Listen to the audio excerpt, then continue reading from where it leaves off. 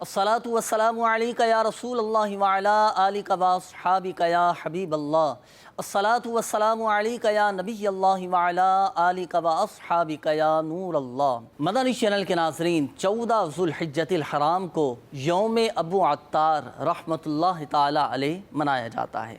تو آئیے حصول برکت اور نزول رحمت کے لیے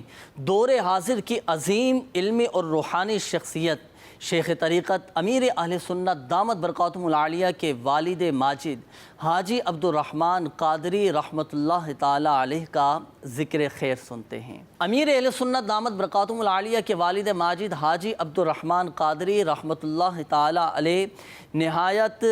نیک سیرت، تقوی اور طہارت اور شریعت اور سنت کے پابند تھے۔ آپ رحمۃ اللہ تعالی علیہ کے دل میں مال و دولت جمع کرنے کی ہوس یعنی ہرس نہ تھی، کوئی لالچ نہ تھی۔ آپ رحمۃ اللہ تعالی علیہ مساجد سے محبت کیا کرتے تھے اور خوب مساجد کی خدمت بھی کیا کرتے تھے۔ جب امیر اہل سنت دامت برکاتہم العالیہ کولمبو سری لنکا جب آپ تشریف لے گئے تو وہاں کے لوگوں کو آپ کے والد صاحب سے بہت متاثر پایا، کیونکہ آپ کے والد صاحب نے وہاں کی عالی شان حنفی میمن مسجد کی خدمت سنبھالی ہوئی تھی اور خوب مسجد کی خدمت کیا کرتے تھے۔ آپ رحمۃ اللہ تعالی علیہ سلسلہ عالیہ قادریہ میں بیعت تھے اور قصیدہ غوثیہ کا ورد فرمایا کرتے تھے۔ کولمبو میں قیام کے دوران امیر اہل سنت دامت برکاتہم العالیہ کے خالو جان نے یہ واقعہ بتایا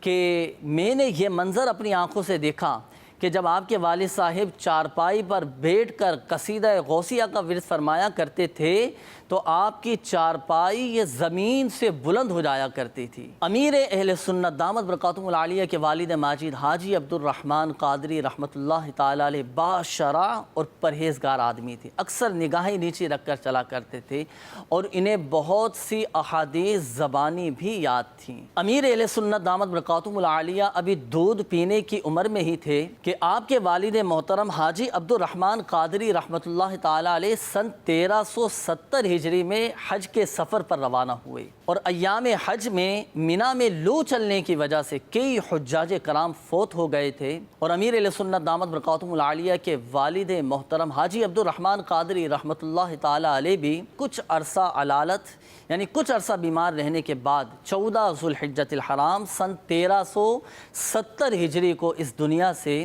رخصت ہو گئے۔ اللہ پاک ان کی بے حساب بخشش و مغفرت فرمائے اور ان کے درجات کو بلند فرمائے۔